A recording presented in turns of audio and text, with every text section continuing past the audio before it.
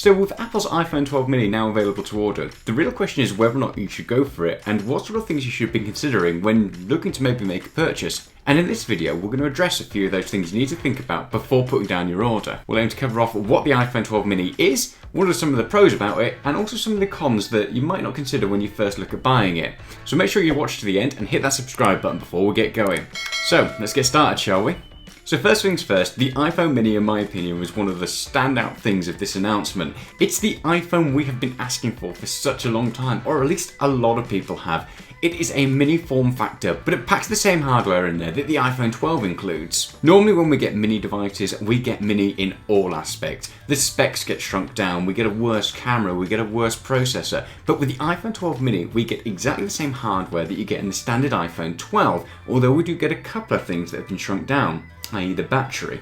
Spec-wise, the iPhone mini is packing a 5.4-inch OLED display. Underneath the hood, it packs that same A14 Bionic processor that you get in the iPhone 12 and the iPhone 12 Pro. So regards to performance, you're getting a very similar, comparable performance that you get in the flagship models. It packs the same two cameras that the standard iPhone 12 has, so that's the wide and the ultra wide, and it also includes 5G on this model as well. All in all, it is a really awesome little package. Like I said, it has the same hardware as the iPhone 12, but in a really mini form factor. So this thing is basically the same size as an iPhone 8 or an iPhone SE, but it includes that full screen display, which is absolutely awesome. And then to top it all off, it's Apple's cheapest iPhone 12. So it comes in at $699 or pounds, depending where you're based, which is a really competitive little price. Unfortunately, it does mean that the standard iPhone 12 got bumped up $100. But you know what, you win some, you lose some. So like I said at the beginning of this video, it's that device that has been requested so many times. Every time we see something like an iPhone SE, it tends to be that small form factor that people are after. And this year's iPhone SE, although it's a really competitive little package, I was kind of disappointed that we got the same outdated hardware with the big thick bezels and Touch ID at the time, although in hindsight now I kind of wish that the new iPhones had Touch ID in this day and age of masks. But it would have been nice to get a small form factor device, and we finally have it. It is something that people have been asking for loads, and if you do want something that's compact but doesn't scrimp on all the internals, then this could be the device for you.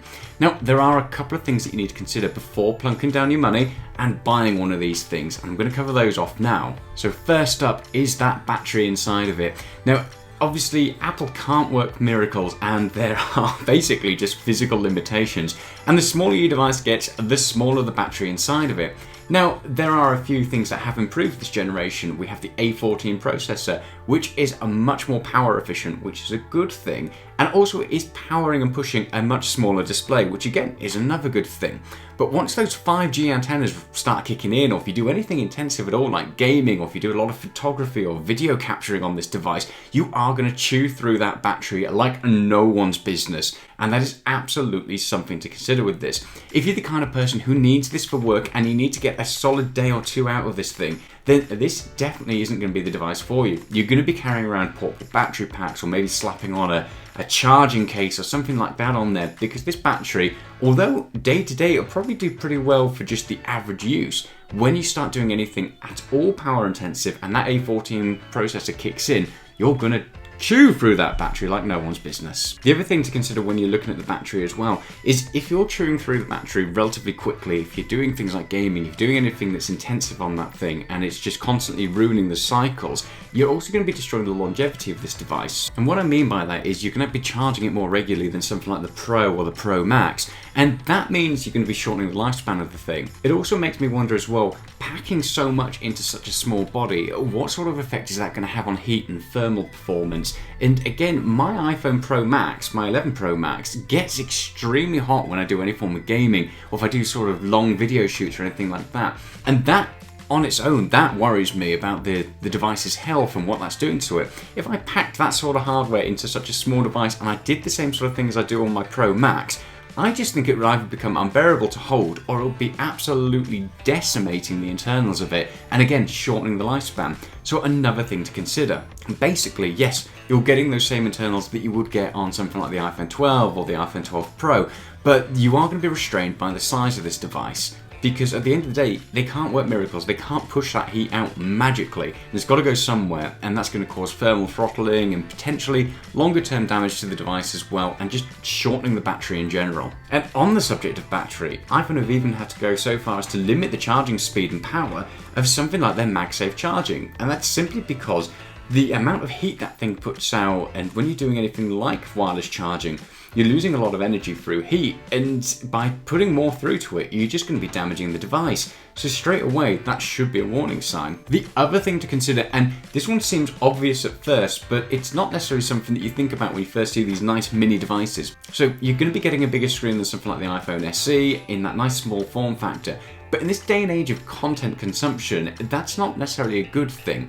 If you're somebody who just does audio, so if you're doing music, your audiobooks, and you're just browsing every so often, it's not so bad. But actually, going from some of these larger screens that we've all become accustomed to and used to can be a little bit jarring. You're getting less information on the screen, your media is going to be just kind of cut off at the edges. You've got to remember, this thing still has the same size notch as the standard Pro has, or the standard iPhone 12, and it's got to go onto a smaller form factor. So it's going to stand out more, and it's going to cut off some of your media. So videos and stuff like that, you're going to be getting those black letter boxes down the sides of the device, and that's just going to cut things down.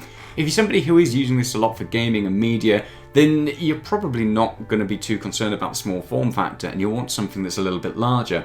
But at first glance, you kind of get drawn into the advertising that it's all the same sort of functionality and media consumption as you're going to get on the other ones, just in a really small compact form factor. And yes, it is.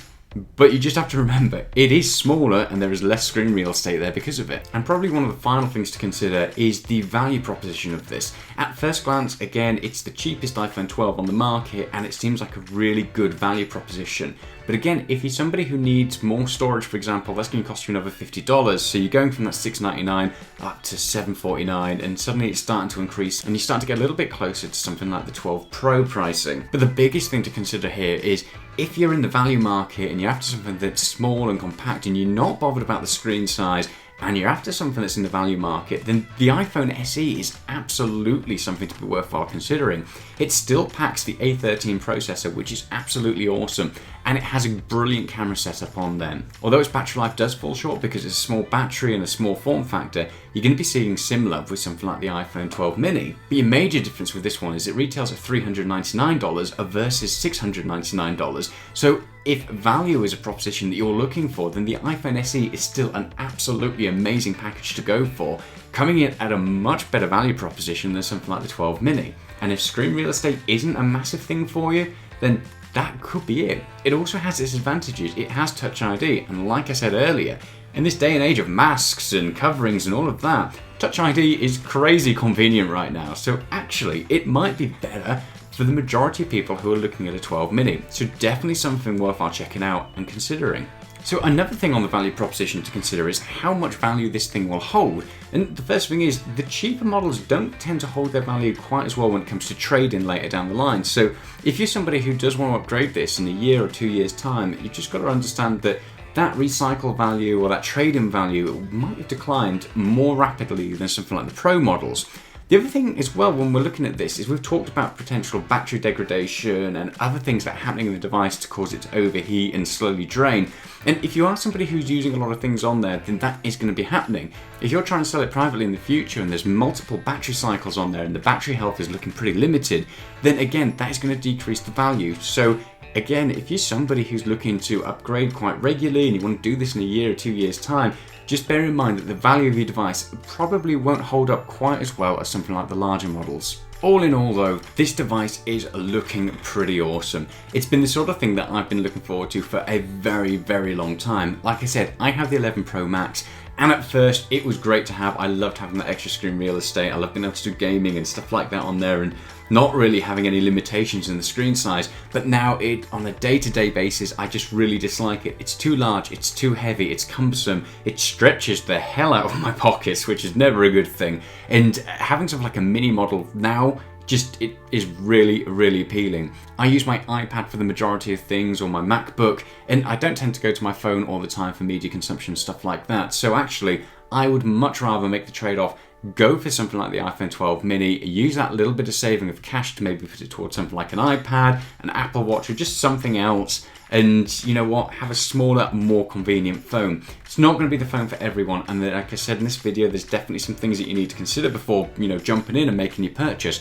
But it is an awesome phone. The fact that Apple have managed to bring this to the market in such compact form factor without making all the trade-offs we normally see with mini devices, you know what, hats off to them. It is really impressive. So hopefully that's helped you with your buying decision, and if it has, make sure you hit that subscribe button, because we'll be having more videos like this in the future. And you know what, your subscription really helps to drive the channel up. So thank you very much for watching. Let us know in the comments, are you going to be picking up a 12 mini, or are you going to be passing this year?